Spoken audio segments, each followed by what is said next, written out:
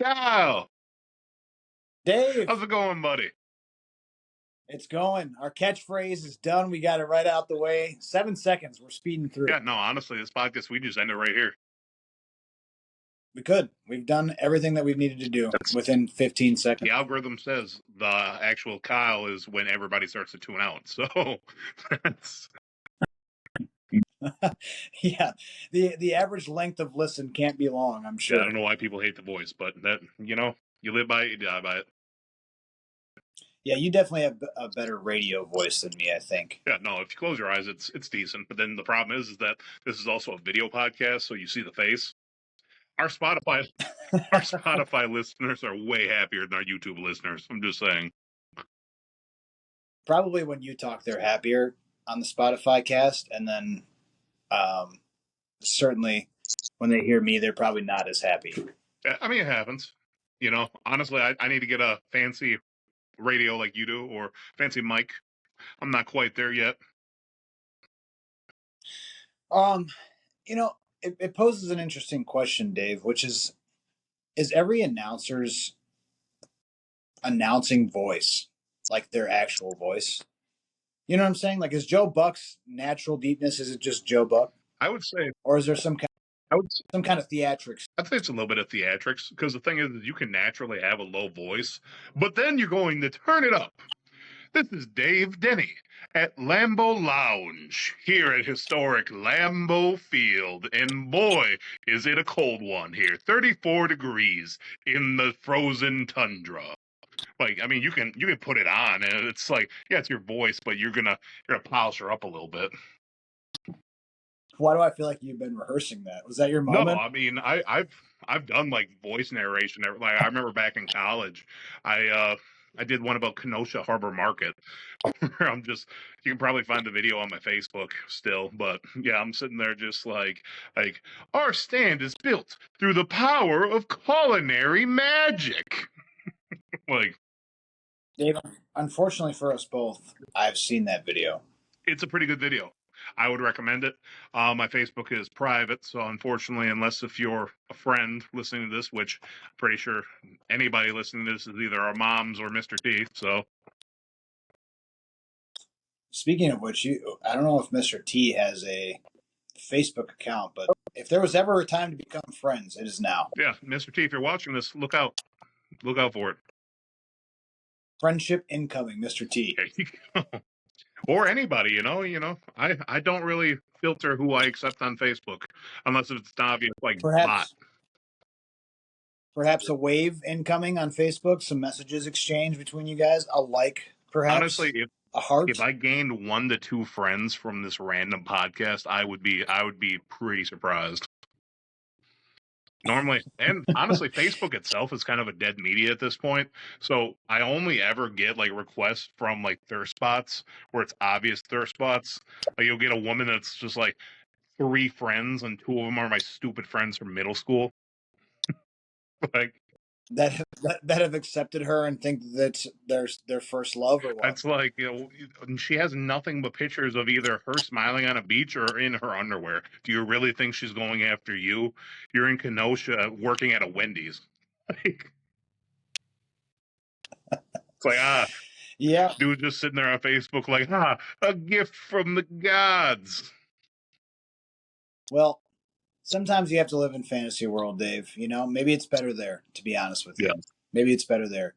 And you know what? That's a perfect transition into Packers v Seahawks. Because who was living in a fantasy world on Sunday night was everyone in Lumen Field or Lumen Stadium. I don't know what they call it. Doesn't matter. Where the 12th man exists. Because the Seahawks took an absolute beating on Sunday night. And now, granted, I must mention that Geno Smith did get hurt in this game because that's what everybody's going to say. And it's what we would say if Jordan Love had been hurt and we had somehow been lost this game or ended up losing. However, I don't think that Geno made the ultimate difference in this game. I think what made the ultimate difference in this Packers-Seahawks game was, number one, the outstanding play of the offense in the first half, and then two, the consistency of the defense throughout the course of the game. I thought that the Packers did a very, very good job of getting after the quarterback early. It was clear that they exploited some weaknesses in the Seahawks offensive line.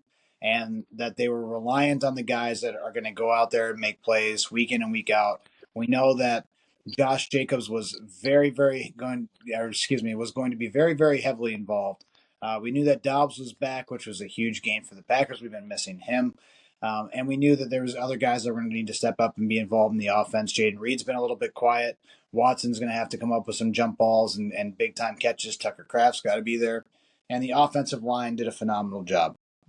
So, contrary to the Lions game, where we got off kind of to a slow start, I think we did a much better job of pushing down the field and scoring. I believe we scored on all 4 of our opening drives, which is a huge upgrade. And it's what you need to do when you're playing a competitive team, a playoff contender, especially when you're away. We've talked about that a lot. It's one of my big staples for why we lose games when we have been away, is just because we don't start fast enough. They came out, they punched the Seahawks in the mouth. It was very fun to watch. Yeah, no, I was leading up this week. It was pretty interesting because they kept on talking about this Seahawks pass attack where Geno Smith has got one of the most highest yardages, or the highest yardage in the NFL through the air. And that, this air raid attack, you had Jackson Smith and Jigma, who's taken a step forward. You have DK Metcalf. You have, who's Tyler Lockett. You have all these players still that are very high quality and high caliber in the NFL. And they came out, and they just were not able to do anything against this Packers defense. This is with Jair Alexander out. This is them starting Carrington Valentine. What was it?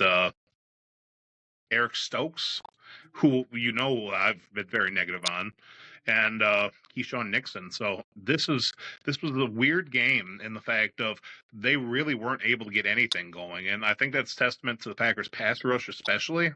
Granted, the back end did an amazing job, but Geno Smith did have a lot of pressure on him, and that pressure primarily came from Mr. Edgerrin Cooper coming back from his 3 weeks of being injured with that hamstring.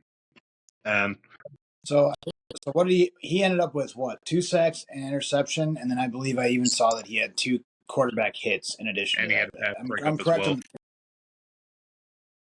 2 sacks though, right? Yeah. I'm not sure why there was balloons that just shot through my background, but that was I thought most likely something. Are we celebrating something? I honestly thought you were doing that. I thought you were like, yeah, no, you did great. We're celebrating them. I am glad that happened, I guess. It was good timing. Because yes, we are. Maybe it's a word cue. Did you hear us say like congratulations or something? I don't know. That's a great question. Are we celebrating? Maybe it's celebration. Maybe that's it. Maybe 2 sacks. Edgerrin Cooper. You know what? You live by the free app online. You die by the free app online. This is just the price you pay. If you're listening to this on Spotify, there was balloons that just shot through my background here for no apparent reason. I'm not exactly sure what we did to warrant this celebration, but we're celebrating the Packers winning. I guess it's appropriate. We're celebrating Edgerrin Cooper having a heck of a game and the Packers defense getting 7 sacks.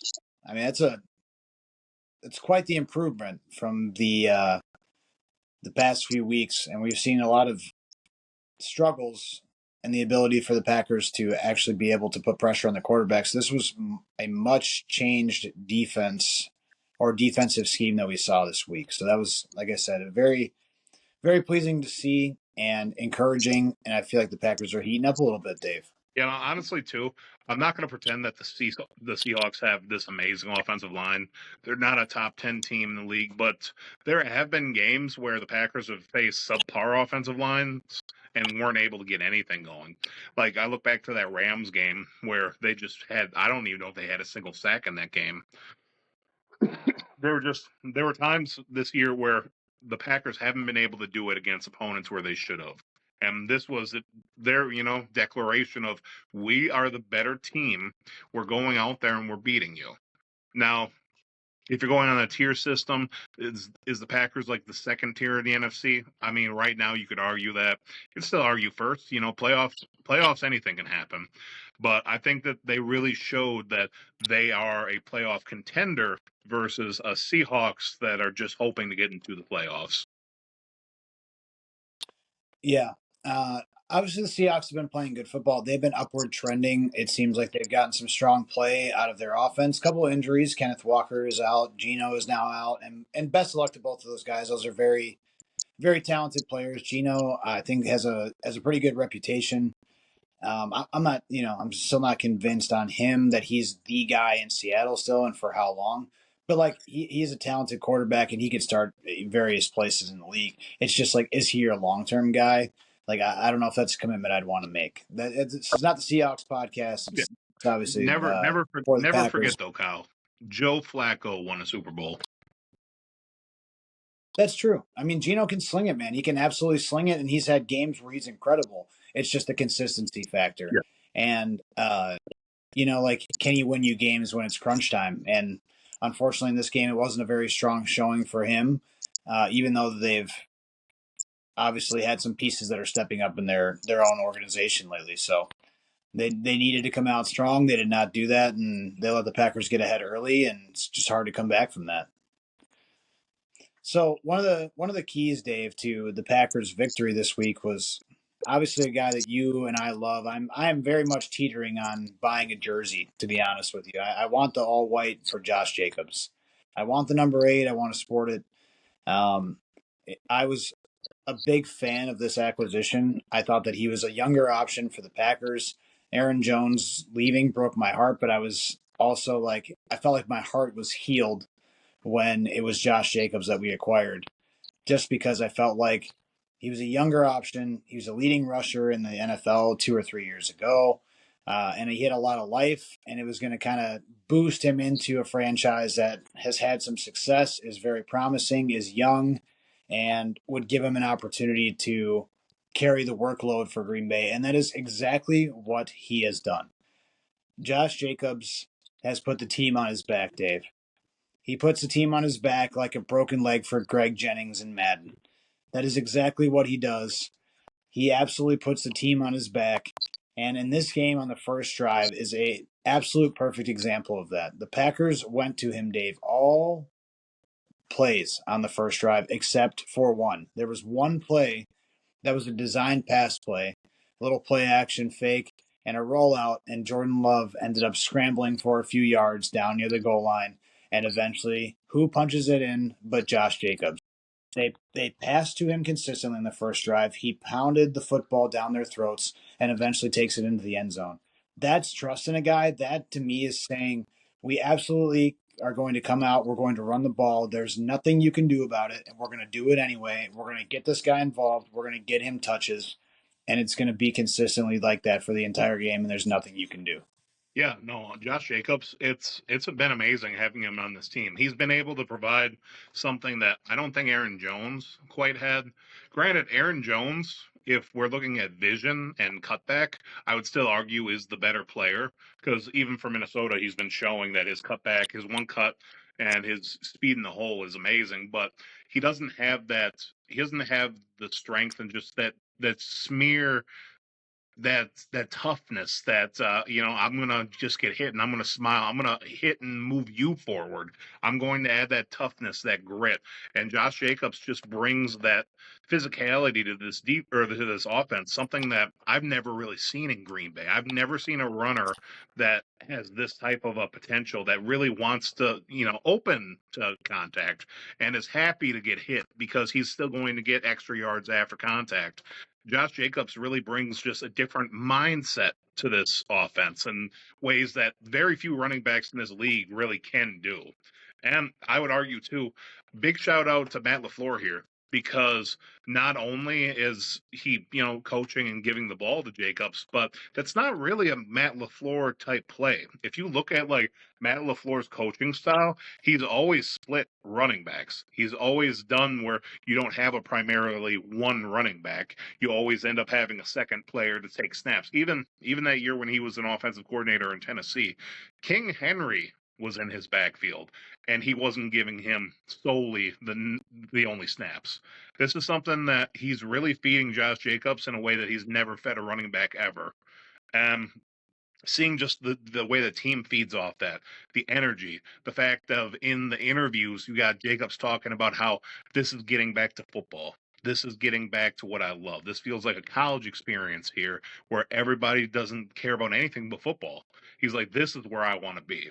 And just any guy that can really sell Green Bay and establish that type of a culture here, that's something that's special to me. And, you get players every few generations that really spark that.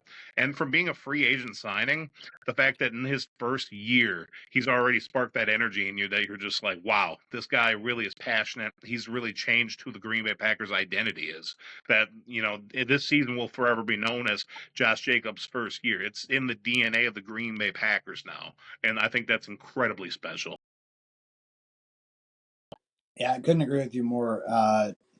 Over 1,100 yards for Josh Jacobs this season and 12 touchdown runs. Just an amazing season for him so far, and it's only going to get better. So I think that it's just super promising to see him having the success that he's having here.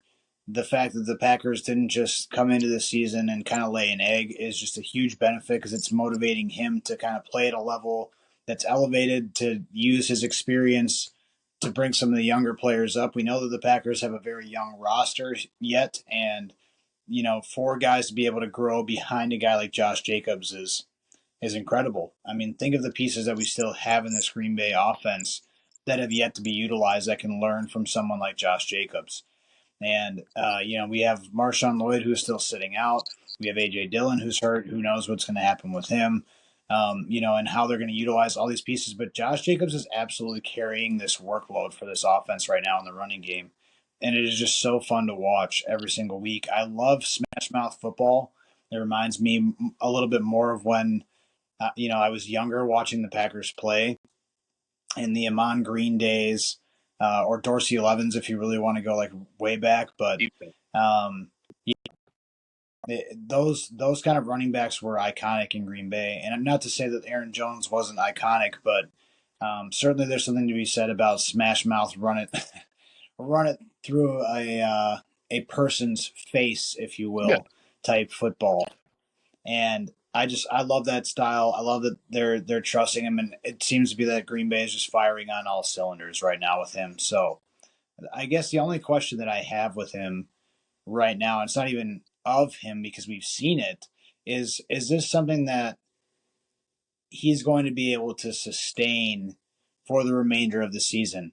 You start to talk about repetitions within an offense, and you start to think, hey, there's a higher chance with higher reps this guy's going to get worn out. He's going to get fatigued. He's going to be injured because he's just playing so much.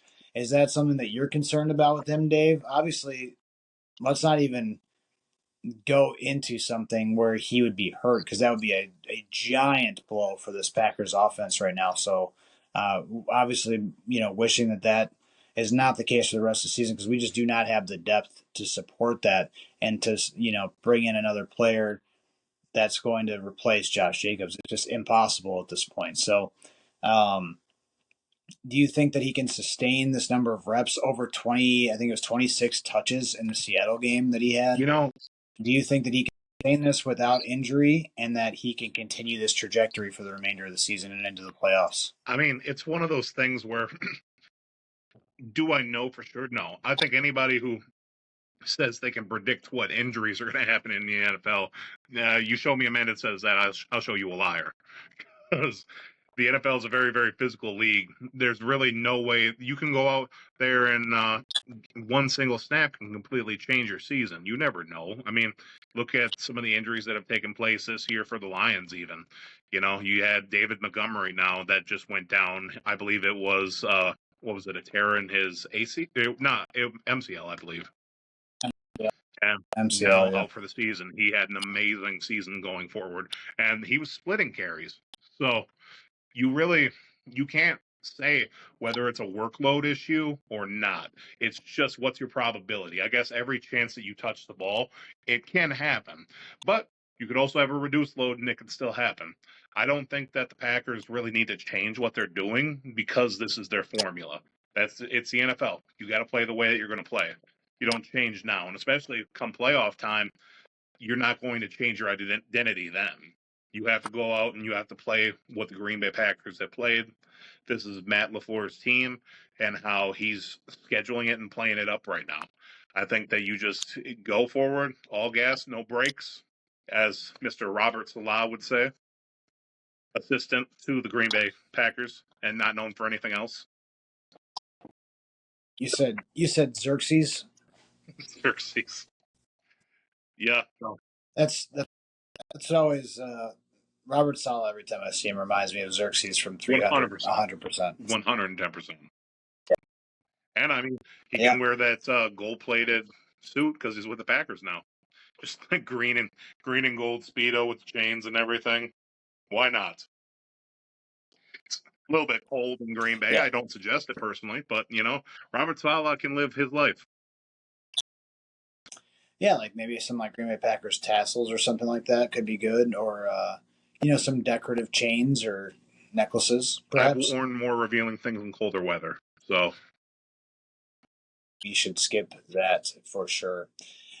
So uh, Josh Jacobs obviously doing a very good job offensively. Matt LaFleur doing a very good job of play calling, getting everybody involved. It just seemed like they were firing on all cylinders in this game. Um, I'm going to try to stop saying firing on all cylinders. I think I've said that a couple times now, and I shouldn't say that all night. how many But cylinders, Kyle? it's going to lose it.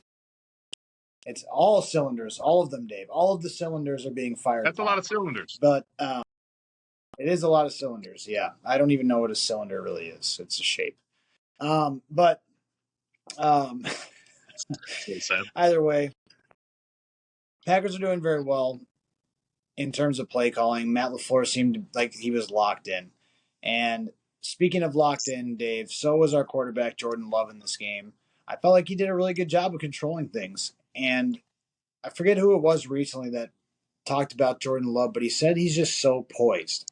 And that's something that like I have been noticing over the last, I don't know, half of the season now is like he seems to be unfazed by mistakes. Number one, when he makes them, like he's obviously like you can see some disappointment or some frustration from time to time, but he's not the Rodgers temper tantrum, cussing, going to the sideline, losing his mind, yelling at other people, causing a ruckus, focus on me, pick me guy, right? Like he is a like didn't make a good decision there, go back out, try to make better decisions type individual. And he takes accountability, which I really like. So um, that's nice to see.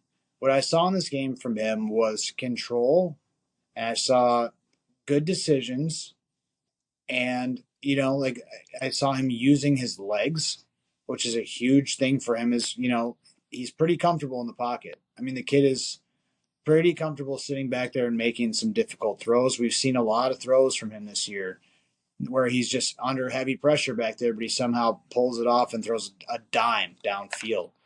So I saw that from him a couple times in this game. I also saw him be able to scramble outside of the pocket and make throws on the run when he needed to. And I saw him trust his guys and his playmakers, especially Romeo Doubs, who ended up with 2 touchdowns. Do you think at this point of the season, he's just kind of locking in?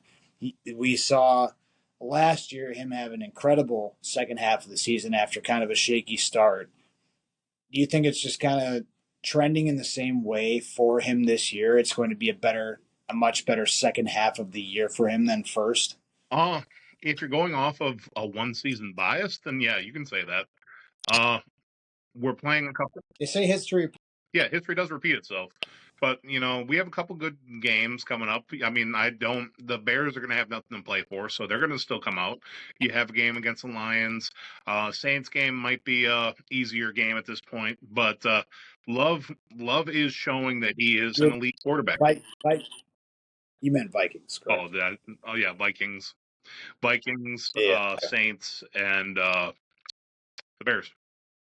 So yeah, no, I think that he's showing throughout the season he's an elite quarterback. Or even if he's not elite, you would still put him as one of the better quarterbacks borderline great. I don't see him as a top 3 quarterback right now, but I think that while he's playing his second season, most of the people who are considered in the great range are playing anywhere from like 5 to 10 year range. So I think Jordan Love just needs to keep on playing the way that he is, needs to keep on getting the reps. I would personally, something that is on my Christmas list this year, Kyle, is to hear Booger McFarland explain Jordan Love's demeanor. I would love to hear it. He would be like, Jordan Love is very calm in the pocket, and he also doesn't get frazzled. Jordan Love is calm because he doesn't crack under pressure. Jordan Love is thrown passes that have been caught by the other receivers, so it's not incomplete. I love the Booger McFarland pages, man. Those really crack me up. All that I believe I showed you one a while Yeah. ago. I should shout them out if I can remember the tag. It's something Booger McFarland on Instagram, but where they just have all the quotes, which just are blatantly obvious what he's going to say, but it's just hilarious to see these quotes and like his face on it. The guy is hilarious. Like they did one about like Matt Eberflus, where it was like Matt Eberflus was fired, so that means he's no longer a coach in the NFL. Like just like, so that means he won't be coaching next Sunday. I need a few about Jordan Love. That's what is on my Christmas list. So I think that yeah, he's just really poised, man. Very very calm under pressure, and hopefully that sticks. Like I think that's a great trait to have in your second year. Is just like like hey man, you're gonna go out there, you're gonna make mistakes. And I think that he takes that quite literally. It's like hey, like I understand that I'm a younger player. Like I have a good mentality. I know that I'm talented. I've shown it, and sometimes mistakes are going to happen. Sometimes it's going to be within my control, and sometimes it's not. There's going to be things that I can control and do better as a quarterback, and there's going to be things that that I do that are mistakes that are going to fall on me that aren't going to be my fault, right? And I think that he does a very good job of game control. He does a good job of understanding the situation and trying to make plays. And I mean, he's definitely a playmaker, if nothing else. you know what's cool too that I see is you can tell the team likes him a lot. This is his team along with Josh Jacobs, Matt LaFleur. He's a guy that is in the locker room. He's not a rah rah guy. He's not going to be running the team out, from the get go. You don't see him coming out with American flag and such, but he's cool, calm, and collective. And he's poised, and the team likes him. He's not like a Jay Cutler, where another guy that was pretty low energy, and you could tell like there was just such a divide amongst the locker room. Like Jordan Love doesn't have that type of a divide. Players like him; they like playing for him. Where you get a guy like a Flacco or Cutler, there were times where, yeah, they were low energy, yeah, they were more laid back, but it almost felt like they were just kind of separate than the locker room. And Jordan Love doesn't have that type of feel. It feels like he's one of the boys. It's just not. He's not that type of leader. He brings it's a unique energy. I don't know if we've really ever seen a leader like Jordan Love in the NFL. I can't think of one other quarterback that's ever had like that type of just presence in the way that he, carries himself. It's really a unique thing to see. Yeah,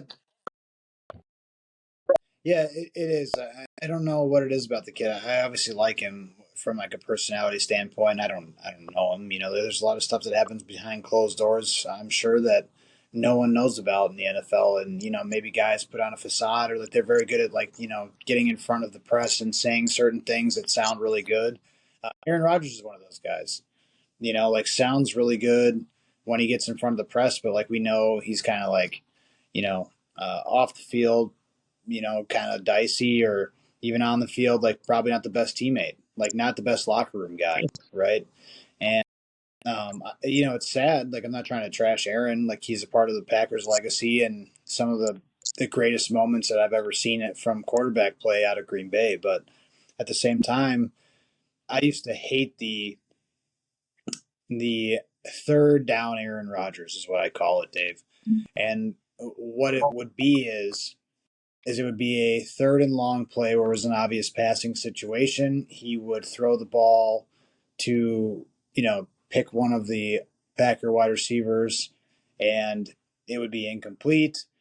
And he would immediately, turn to the ground, start cussing, um, throwing his temper tantrums, and then you go to the sideline and continue that. And like, I just like, there's a time to be frustrated, and there's a time to be professional and pick yourself up off the ground and say like, hey, like we're gonna make this better. And like when you're doing that, like if you do that once in a blue moon, I think it's fine. But when you're doing it every drive, it's just not encouraging to see that. It doesn't say very good things about a player's psyche, about their mental like toughness and their ability to withstand some kind of adversity. And we've had up and down seasons even with Aaron, but I would much rather take a season with Jordan Love and his attitude than watch Aaron mope around the field, cry about every throw that doesn't go his way, just because he thinks that he has some elevated sense of importance about who he is as a quarterback. Yeah. Plus, you got to So remember, especially around this time of year, swearing will put you on the naughty list.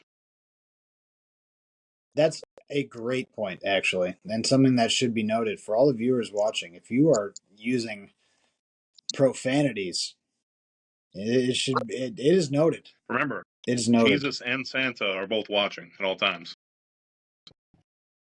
Is that how Santa I works? I don't make the I'm not the guy who makes the list, Kyle. I'm not even the guy who checks it twice. I just know, you know, it better be nice. Yeah, because he'll find out, Dave. Yeah. And maybe if you're a nice person and not on the naughty list, you can get a early season, an early Christmas gift in the season. Like potentially one that I think you might agree with. And I know we never really root for injuries. I think you know where this is going, Kyle. Mr. Quay Walker was injured during the Seahawks game and is reported to be week to week. Now, again, I would never root for an injury at all. And I don't think that anybody who does is supposed to root in the NFL. You're not supposed to be a fan if you're happy that somebody goes down. But I think Yeah. that one thing that we can say is this does open up an opportunity for the defense in a way that Quay has limited us. He's played a few good games. His last two against the Lions and who was the week before the Lions?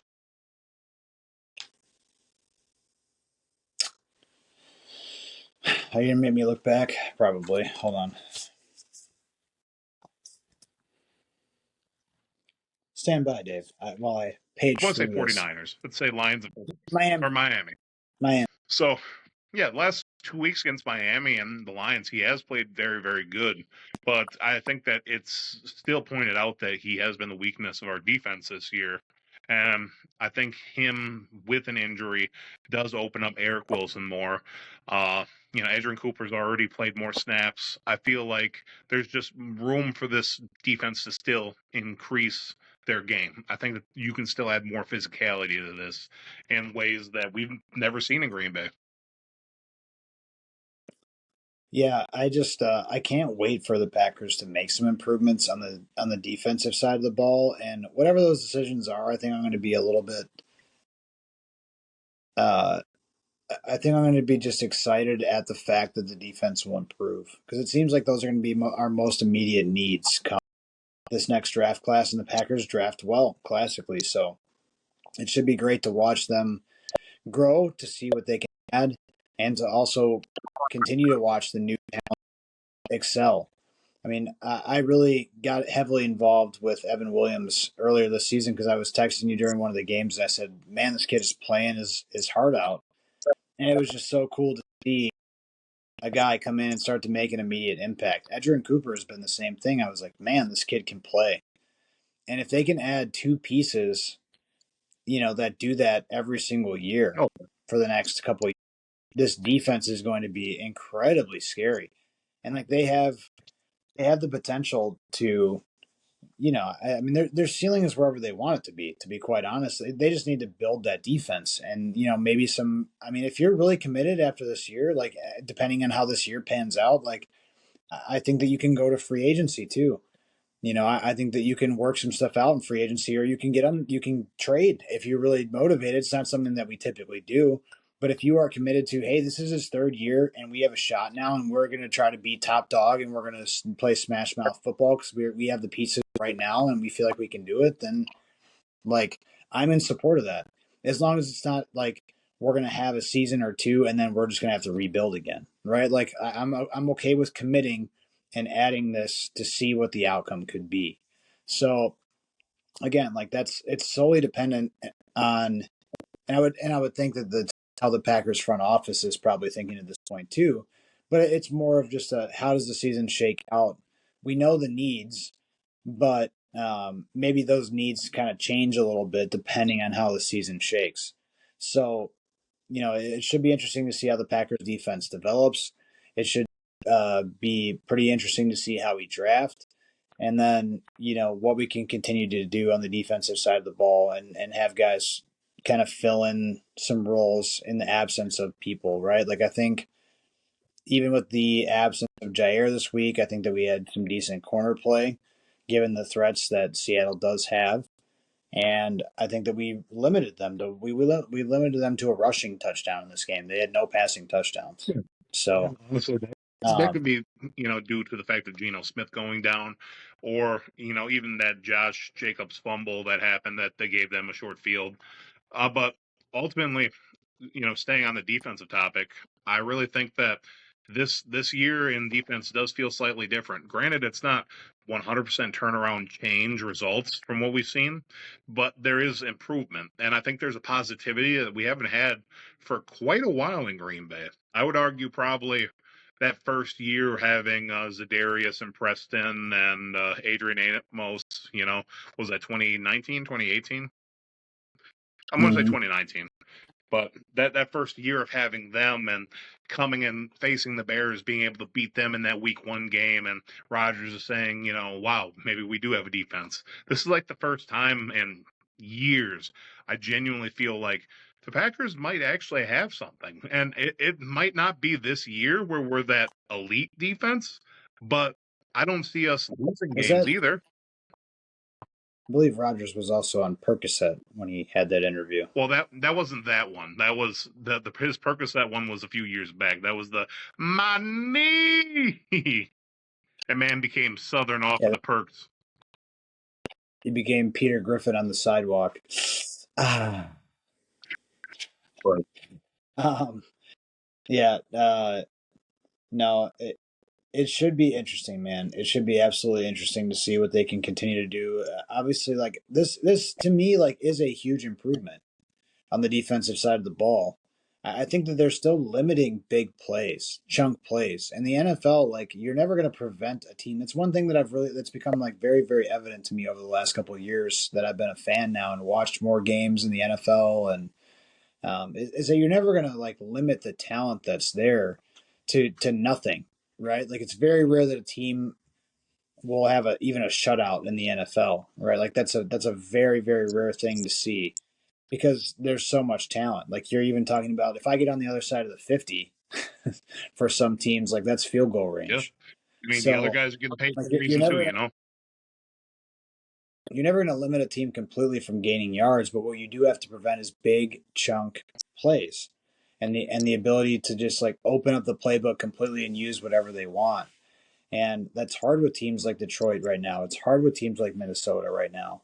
And some of the other hottest teams in the NFL, I don't know what you do with the Buffalo Bills, because, like, my goodness, they put on a show against Detroit, and Detroit played their butts off too. Like, it just, like, that was such a fun game to watch. I don't know if you got that or were able to watch I only highlights from got to that see game or clips anything. at the end.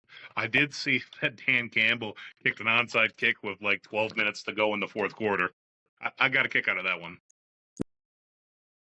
Yeah, no pun intended, right? But yes, yeah, he did kick that onside kick. I questioned it at the time too. I looked at Jared and I was like, I don't know what that was about, but like, I think that really, like, and the announcers talked about it too. I forget who was commentating that game, but it might have been Herb Street because it was Thursday night, right? You know So, what they say, Kai?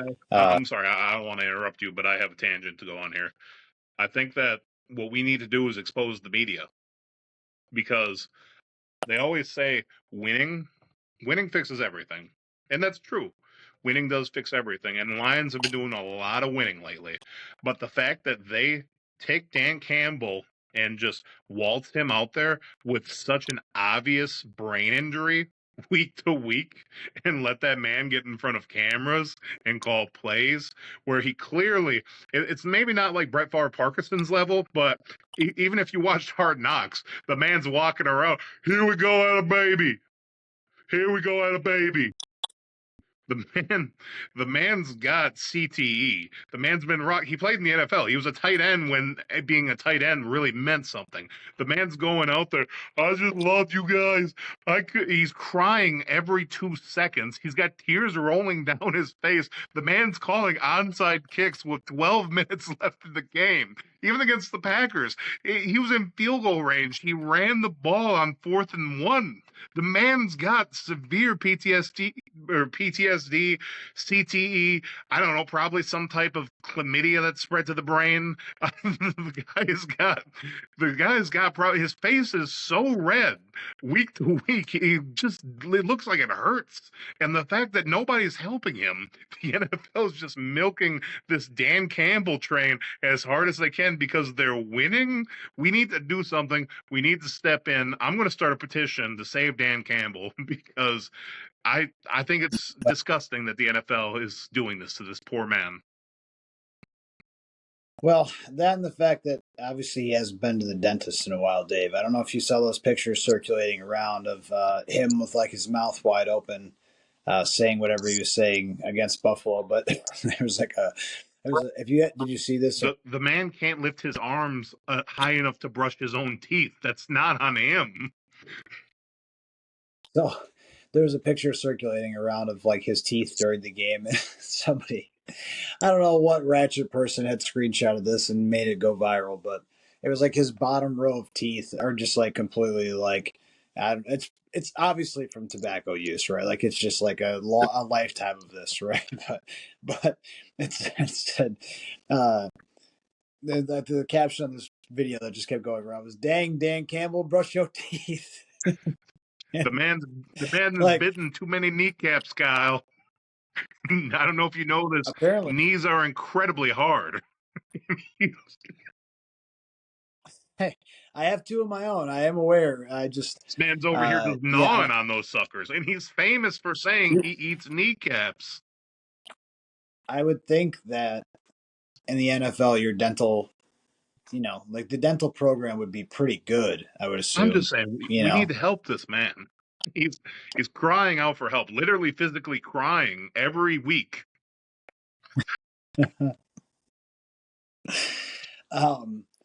Yeah, I don't know what's wrong with Dan Campbell. We got off on such a tangent on this. Yeah, my point is, I guess circling full back from where we just were, is that Detroit and Buffalo had quite the shootout, and they're a very, very high-powered team. Because they have the pieces to do that. You have to limit the chunk plays, but it's very difficult with teams like that, the best teams in the NFL, to be able to limit the talent that they have. But the Packers did a good job of that in this game, and that's why the score was so low on the Seahawks' behalf. And that and injuries. I'll give Geno, some credit where it's due. I think that it would have been a little higher scoring had he been able to stay in the game and stayed healthy there. But they just weren't able to get back in the game, and ultimately it finishes 30-13, which is Victory Tuesday now for the Green Bay Packers fans. So that's all it means.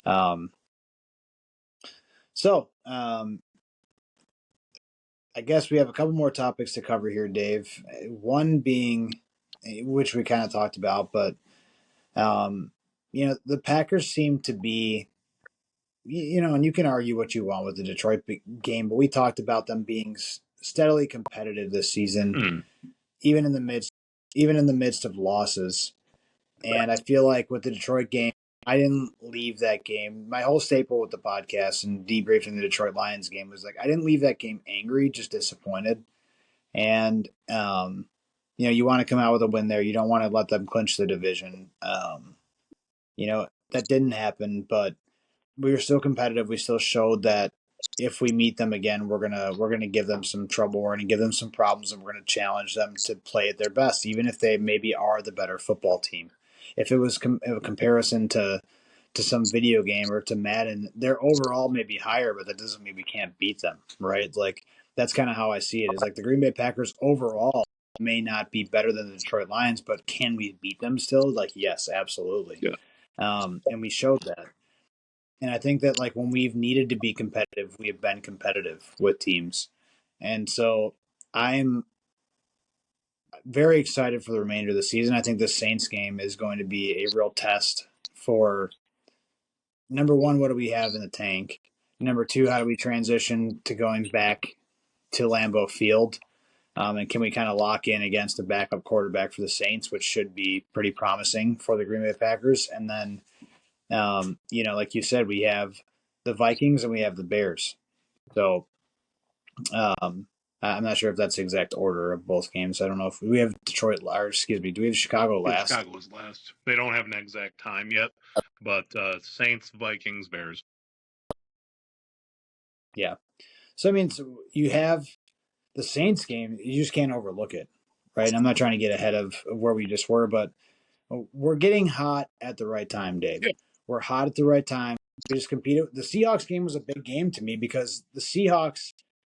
I'm not going to go on a full rant with this, but like I have two teams in the NFC outside of the division that I really really hate historically, and like all week I had to hear about, on social media when you're on there, you're hearing about the replacement refs and you're hearing about, NFC title games and the Seahawks beating the Packers. Like historically speaking, outside of the division, the San Francisco 49ers and the Seattle Seahawks have been the most giant obstacle for the Green Bay Packers to try to overcome. Yeah, they've caused a lot of pain. They are rivals outside of the rivalry of the division, for sure, for the Green Bay Packers. And so anytime that we can go and smack the Seahawks in the mouth, I absolutely love it. And I love more the fact that they said there was go pack, go chance at Lumen Field. That made me so happy, considering that Richard Sherman was on, all kinds of stuff talking about how the Packers are, less of a contender. No one's intimidated by them. They don't have Aaron Rodgers anymore. Yada yada yada. They're not a threat. Well, we are, Richard. Okay, we beat your team by 17 points, which I don't know if Richard can do math or not. He seems like a pretty intelligent guy. He went to Stanford, but he can definitely do math, Kyle. yeah, probably much better at math than me. So Richard will give you that credit. But what you don't understand apparently is football, because 30 points is more than 13 points. Yeah. Okay, Richard, and that resulted in your team taking a big old fat L. Yeah, Richard Sherman's good at math. Not very good at kicking down his in-laws' doors, but that is a low blow, but true. I'm just saying, a man that's playing in the NFL, you think a few solid kicks, you're going to get through there, but that's neither here nor there. So in the, oh man, what game was it? So it was the 49ers and Rams game that just happened. And at the end of the game, Whitworth was there. Like their whole casting crew, right? Yeah. So it's like Tony Gonzalez, Ryan Fitzgerald, Whitworth, and then it was Richard Sherman on the end. Yeah. And they scooted Sean McVay in after the Rams won, and then they scooted in Matthew Stafford as well. And so like the table just kept expanding, and there got to a point where Richard Sherman's chair was hanging off the podium by like this much, and me and my wife were sitting there, and we're like if he moves any further at all, like he is gonna tip off this thing and just like literally like his chair would have just fallen back off the elevated, over here, like elevated gravity, do your thing. And we were like, I was like, I turned to Jericho and I was like, man, what are you gonna do if this happens? And she's like, I will not be able to stop laughing, and it will be all over social media. And I was like, it absolutely will be everywhere, right? But so like what ends up happening is that they brought a cake out for Whit because it was his birthday, yeah. and so they brought a cake out there, and they were like cutting it up, and two of the staff members for for their for their broadcast came out, and they actually physically took his chair and like pushed it back in, and so he did not fall.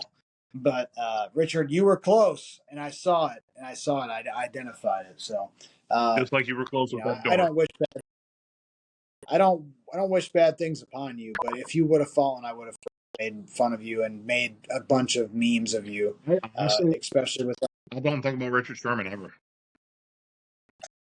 I think that he's one of those guys where he was good for a couple of years. He's not the best cornerback of even that generation. I would say Darrell Revis was like that player, that guy.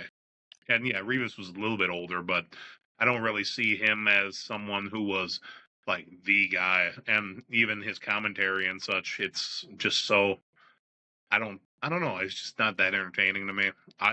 There's a audience for it. Obviously, there's some guys who like it, and I have no shade against the guy. It's just he means so little to me at this point. Yeah, I mean they're big into allowing some of the old NFL like the old heads of the NFL like go in and get like stay relevant, stay involved in the sport, give them a platform.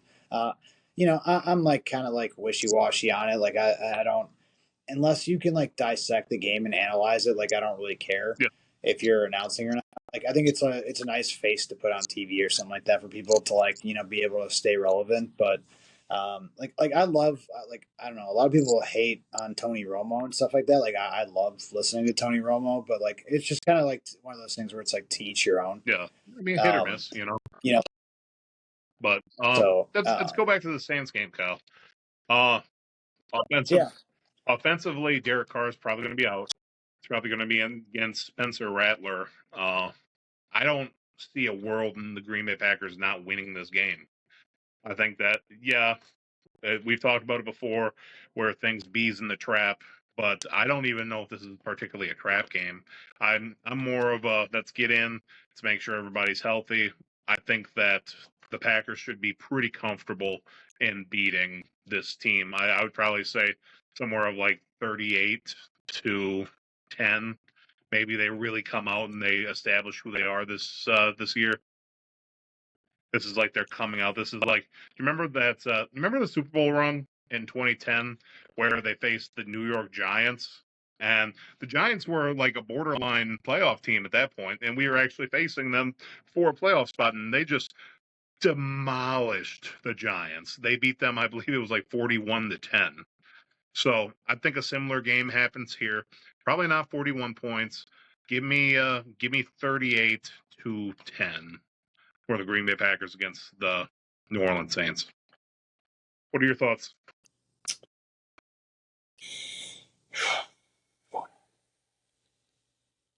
I like your take. I think that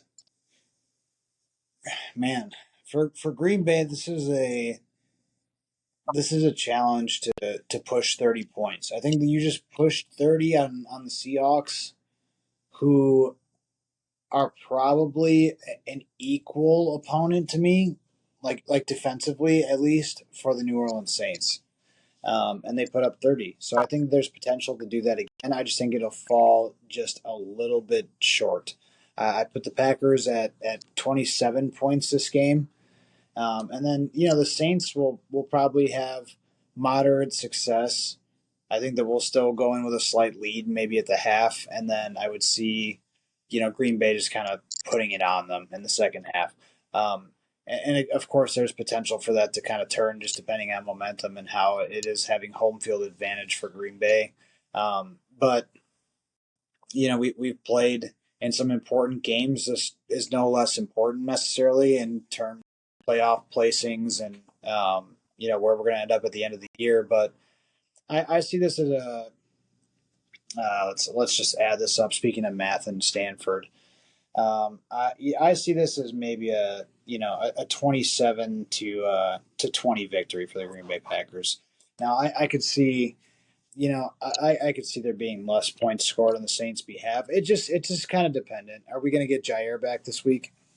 Even if they don't have Jair, I don't think Rattler really proposes that much of a challenge. But the Packers always make backup quarterbacks look amazing. Typically, they made Sam Howell look pretty bad last week, but I believe Sam Howell's a much better quarterback than Spencer Rattler. So that's kind of why I'm going with what I'm going with. Maybe if Derek Carr surprises us I all and think comes out and plays, then I would change up my score a little bit. But no, I think that New Orleans is a team that's kind of lost right now.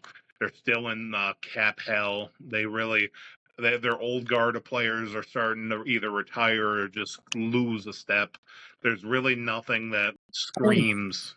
they still have some talent on the offensive side of the ball and the defensive side of the ball. Their run defense is actually pretty decent, so I think that Josh Jacobs might have a little bit harder of a time than he had against the Seattle Seahawks. Still have I think Olave, that we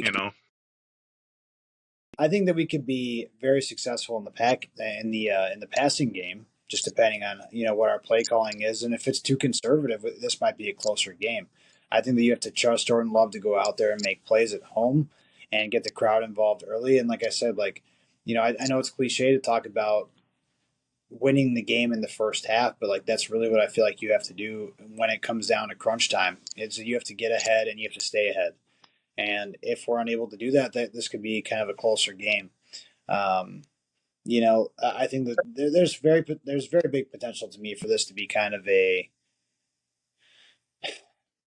game where we're comfortably ahead and we allow them to get like a garbage time touchdown or something like that, which makes it just a tiny bit closer at the end of it all. That would not shock me at all. The Saints are also coming off. I forget who they played this last week, but the Giants maybe.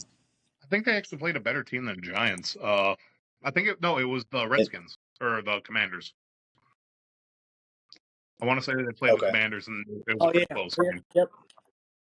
Yeah. So it came down to the last play of the game. They could have tied it, sent it to overtime. The Saints opted to go for it just because why not, right? Like you made the comeback. You either win it or you lose it. I'm okay with those gambles when you have a losing season anyway. The Saints are going to make the playoffs, so it doesn't matter. They just want to beat a good opponent and walk off the field feeling good. They were able to drive all the way down and make it very close. And the Commanders are a good football team. They're a good football team. So the Saints could have a little bit of momentum. They lost the game ultimately, but they could have a little bit of momentum there. Rattler's not he's not a garbage receptacle. No. So They're a team. They're a team you that know could make this a potential trap game. I'm not going to say that they're not. I'm not going to be like, oh, we're 100% going out there. They're not going to stand a chance. But just I do believe that ultimately the Packers do outclass them. I don't think that it's going to be such a stampede, but the score will reflect where you're going to look and be like, wow, the Packers did really win that game. I kind of look at kind of how it was against Seattle, where you looked and you're like, you never really had any anxiety during that game. You never really had a moment of fear where you're just like, oh my gosh, what's going on? Like, are the Packers going to lose? Like, I think it's going to be one of those games where the score is going to reflect how you feel during the game. yeah. So what is your final score prediction? I'm I sorry. had 38-10. Just because I think that this is really the game where the Packers are going to step up. It's more saying about how the Packers are going to go out there and play good as opposed to the Saints playing bad. I just think that this team's starting to heat up and get hot, and they're going to have a come out and announce game. And if they're going to do it, either them or the Vikings would be the game to do it. Now, Dave, I had looked back to the score predictions from the Seahawks game. Yeah. And while I was able to predict more accurately the Packers score, I was actually dead on with 30 points. You actually took the cake with a 31-14 prediction. So you were but 1 point off for the Packers and 1 point off for the Seahawks. So with that being said, Dave, you have won the Seahawks score prediction for this week. A round of applause for Dave Hey, for taking. you know what?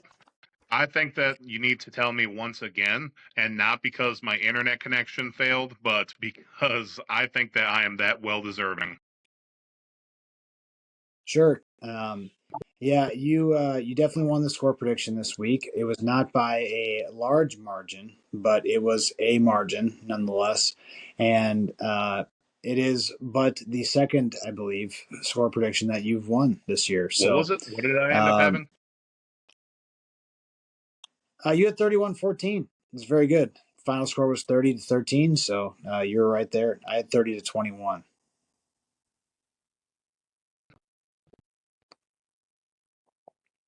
So with that being said, I'm going to stop the recording. It seems like Dave's internet connection is struggling here, but we're going to wrap this up. If you're still watching, I appreciate it. We do have some technical struggles in the show from time to time. We're kind of using a little bit of a janky app, but it is gotten it done for our viewership so far. So thank you very much. Appreciate you guys, and we'll see you next week.